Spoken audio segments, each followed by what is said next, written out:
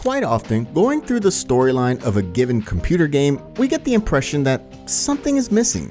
A good example is characters who play certain episodes and question marks appear around them, which often remain even after going through the entire single-player campaign.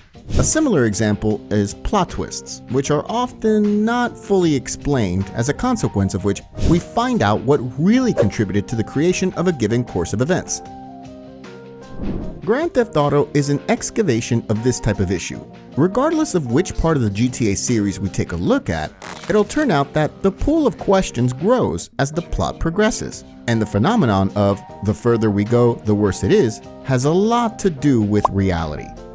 And although we know that we got remasters, we still hope that some threads would be developed by Rockstar North, given that they always gave us the highest quality of games.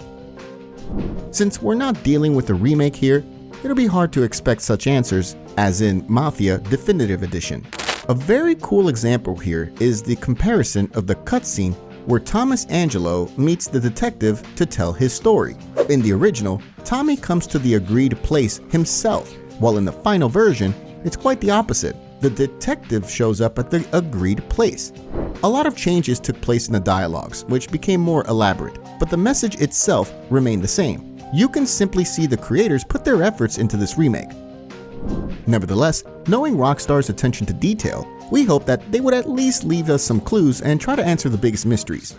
Anyway, today we'll discuss the threads in GTA San Andreas, which we think the developers should expand a bit to satisfy our curiosity and answer our questions. Welcome to the Gaming Investigators channel, and let's get started. Oh shit, here we go again. In our opinion, the most interesting and the best thread suitable for development is that of the Johnson family. We mean the whole background story, the childhood of CJ and his siblings. It would be great to see what Beverly Johnson's relationship with her children was like. It would also be possible to explain the case of CJ's father, whom the main character, as he said, simply did not know. Yeah, I hear you. I never knew my dad, but my brother used to make my life miserable. Not only that, but one of the most mysterious cases is Brian's death, which could also be expanded by even a tiny bit. We know very little about Brian himself, as well as the circumstances surrounding his death. We feel that adding little details like this would also allow us to get even more into the game's protagonist, especially since the game's theme is ghetto and family. Therefore, it would be appropriate to explain to the players many more elements than just the murder of CJ's mother, or the dilemmas with Sweet and Kendall, which appeared after CJ arrived in Los Santos after his 5-year absence. An equally interesting issue about which we know a lot is simply CJ's stay in Liberty City. Some time ago, we made a video on this subject, but we could only make assumptions, which we argued with known events. So it'd be nice if Rockstar tried to tell us in a little more detail in the remake how CJ was doing on the East Coast during his absence from San Andreas. What we know is that CJ worked for Joey Leone, and that's it. However, Carl Johnson's absence lasted as long as 5 years, which is a long time after all. We think it would be great if the developers decided to show us more from this period. Well, at best, GTA San Andreas could even start there. This way, players could find out exactly what CJ was up to. The whole envelope would, of course, be conducive to the appearance of characters that simply did not exist in GTA San Andreas. As you remember, there's also a big question mark at Luigi's Club, where the creators probably made a mistake by placing it in the introduction movie where, in fact, according to the 3D universe, Paulie's review bar should be located there. In short, there would be a lot of all this to show, whether in the form of a pure cutscene or even in the form of a mission.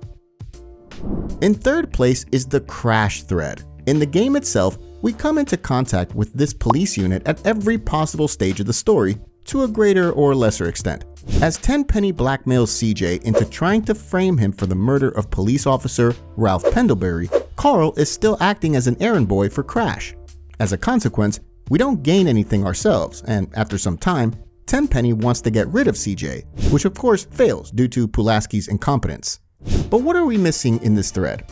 First of all, the full course of Ralph Pendlebury's investigation. As we know, this thread was lightly shown in the movie The Introduction. There, Among other things, we can see how Tenpenny blackmails Pendlebury to stop collecting evidence of corruption within the crash unit. In the end, the policeman still pursues his own, and unfortunately, he is killed. In addition, Hernandez becomes the executioner, who, under the influence of older colleagues from the unit, becomes another bad cop. What we would like to know about all this is the details of Ralph Pendlebury's investigation, or even when he joined the crash unit, and what schemes he discovered there. Thanks to this, the seriousness of the situation would become more important, because who knows if Pendlebury wasn't already at the end of completing a folder with evidence that would ultimately sink the corrupt policeman. The fourth issue on our list is the relationship between Ken Rosenberg and Tommy Vercetti. Ah, yes. Tommy Vercetti, please. Tell him Ken Rosenberg called. Ken Rosenberg, you haven't heard of me? Who are you? In the storyline, we will not find anything about why the men ended their relationship or under what circumstances it happened. And although we've already created an episode on this very topic where we were looking for the real reason for the whole incident, well, like in the case of CJ's adventures in Liberty City, it would be good if Rockstar themselves spoke up on this matter. We know very well that putting Tommy Vercetti in a San Andreas remake is practically impossible. However, it would be good if, in the Caligula casino missions, there were any mentions from Ken Rosenberg about what happened when Vercetti decided to end this partnership. After all, the two men had been friends for many years. Another thread that the creators of GTA should tell us a bit about is the Mike Torino thread. As you know, during the story of the game, Torino gives us a lot of controversial and dangerous tasks, but we learn little about Torino himself or his work at the CIA. We would especially like to get to know the backstory of Mike's work for this organization and the reason why he decided to work there. In addition, we're curious about what else Mike Torino has done during his career and what events he's responsible for. After all, it's believed that the CIA, apart from being one of the most effective government agencies, is also involved in several unusual projects. Moving on, another interesting question mark with Torino's character is what happened that made him secretly work with drug trafficking organizations like the Loco Syndicate. It certainly wasn't his first time, and he had some experience already. The mere fact that he mentioned being followed by several other agencies suggests he's a guy not to be messed with. Staying a bit with Mike Torino, one should also pay attention to a poorly defined criminal organization, which is the Loco Syndicate. This drug group is already shown to us in the film, The Introduction, where Mike Torino spoke on the phone with the buyer. Either way, there's a lot of ambiguity about the syndicate. We don't even know when the syndicate started its criminal activities. Besides, it would be nice to know what the whole history of this syndicate was. There must have been a moment when Jizzy B, Mike Torino, and T-Bone Mendez decided to meet and establish this organization. Thanks to this, it'll also be possible to learn more about the San Fierro Rifa, which is known to be responsible for the production and distribution of drugs. The next place on our list is the further fate of Catalina and Claude after leaving the state of San Andreas. We know next to nothing about this. In GTA San Andreas, after saying goodbye to Catalina, we receive only a few meaningless calls from her. Some sensible information can be found in the Liberty Tree newspaper, specifically in the article published on October 18, 2001. This tells us that since 1998, Catalina has been robbing banks with someone in the southwest of the United States. Unfortunately, this is where our knowledge ends. Therefore, it would be good to hear a little more about the events of this couple. For example, how Catalina and Claude came to join the Colombian cartel. Moving on, we'll touch on the issue of CJ's sister's boyfriend, Cesar Villalpando. Although we meet him on many missions, we actually know nothing about him. We don't even know how and when Kendall met Caesar. We also don't know how the Barrio Las Aztecas gang was formed. What is most important from the point of view of the plot, however, and what we would like to know is how Caesar found out that Big Smoke is a traitor and that the Green Saber was hidden in here and not somewhere else. We think it'd be a great idea to spice up the backstory of this character and his gang, especially given that Caesar was planning to propose to Kendall. The second to last thread in our ranking is the thread of Sweet Johnson and the GSF. While we have been able to interact with this gang for a long time as players, we see it fall and rise again. We still don't know under what circumstances exactly it was formed. Could it be that Sweet came up with this idea, or maybe the idea was given to him? Also, it would be nice to know when this gang was founded, how Ryder and Big Smoke joined the gang, and why GSF and the Ballas hate each other so much. And finally, we think that it'd be great to find out a little more about who LB was, a person who owned a garage to which we take items taken from Colonel Fjordberger's house. We know LB mainly from Ryder's quests, but he was also supposed to be mentioned by OG Loke in one of the missions, which we'll probably talk about a bit more in another episode. In any case, since LB owns a garage in Playa del Seville, it can be easily assumed that he might be connected to the Seville Boulevard families. Ultimately, unfortunately, we don't have the opportunity to see him, find out what he looks like, and what his nickname means.